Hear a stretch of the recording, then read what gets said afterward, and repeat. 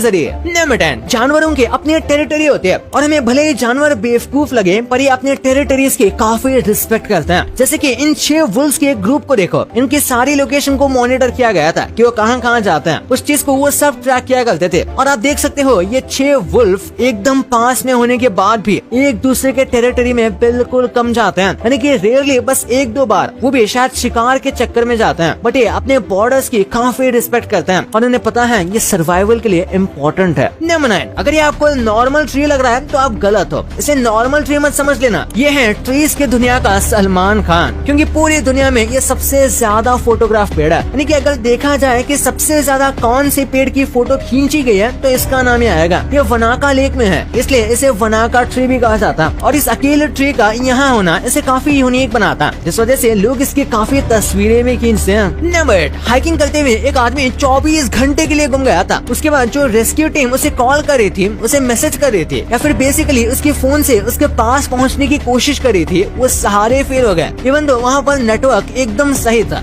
पर ऐसा क्यों? क्योंकि उस आदमी ने कोई कॉल या फिर मैसेज का रिप्लाई नहीं किया, क्योंकि उसे लगा कि ये कोई रैंडम अननोन नंबर है तो उसे नहीं उठाना चाहिए और उसे यहाँ से बाहर निकलने पर ध्यान देना चाहिए, जबकि वो नंबर उसे वहाँ से बाहर निकालने के लिए सबसे यूजफुल था। नंबर 7, यार फाइंडिंग नीमो काफी नॉर्मल और होल सैड स्टोरी लगती है, जिसमें एक बाप अपने बेटे को ढूंढने की कोशिश करता, पर इसकी एक काफी डार्क थ्योरी भी है। कई लोग मानते हैं कि नीमो के पापा को स्किज़ोफ्रेनिया है और नीमो का एक्चुअल मतलब होता है नथिंग, यानी कि फाइंडिंग नथिंग। दरअसल ट्रॉमा की वजह से मार्लिन को ऐसा लगता है कि उसके सारे बच्चे और बीवी नहीं मरे थे, बल्कि एक बच्चा जिंदा रह गया था और फिर वो उसे ही ढूंढने का ट्राई करता है। और इसके साथ जो है डोरी, उसे तो वैसे भी अमनेशिया की बीमारी है, बट हाँ ये बस एक थियोरी है, एक्चुअल में ये होलसम ही है। नंबर 6, कुछ ऐसे इंजरीज होते हैं जो कि लोगों के कैरियर को खत्म कर देते हैं, लेकिन उसी के साथ कुछ ऐसे इंजरीज होती है जो कि लोगों के कैरियर को बना देती है। टरेक अमातो उन्हीं में से एक है। दरअसल एक बार इनका सर पूल के कंक्रीट पर लग गया, जिसके बाद इन्हें कंकर्शन हो गया था और ब्रेन में इंजरी भी हुई थी, लेकिन इसकी वजह से इन्हें एक सिंड्रोम हो गया जिसे म्यूजिकल सैवेंट सिंड्रोम कहा जाता है। और इसकी वजह से ये एक म्यूजिकल जीनियस बन गए और एक कमाल के पियानो प्लेयर भी, जबकि इन्होंने कभी अच्छे से पियानो बजाना सीखा भी नहीं था। और इसी के साथ ये कमाल के म्यूजिक कंपोजर भी बन गए। हुआ इंजरी हो तो ऐसी। Number 5, चिक्सक्लब asteroid. जी हाँ, ये वही एस्ट्रॉइड था जिसके गिरने की वजह से डायनासोर खत्म हो गए थे। पर एक फैक्ट है कि इस एस्ट्रॉइड का इम्पैक्ट इतना ज्यादा पावरफुल था कि इसने बहुत सारे अर्थ के रॉक्स, मार्स और यूरोपा जैसे हैवी बॉडीज पर पहुंचा दिए थे। और शायद ये जो पत्थर गए हैं इन पे अर्थ की कोई ना कोई लाइफ फॉर्म भी मौजूद हो सकती है। और उस टाइम पर अगर इनमें से कोई भी एक प्लेनेट हैबिटेबल होता तो हो सकता है वहाँ पर लाइफ फॉर्म भी हो सकती थी। और इसलिए अगर कोई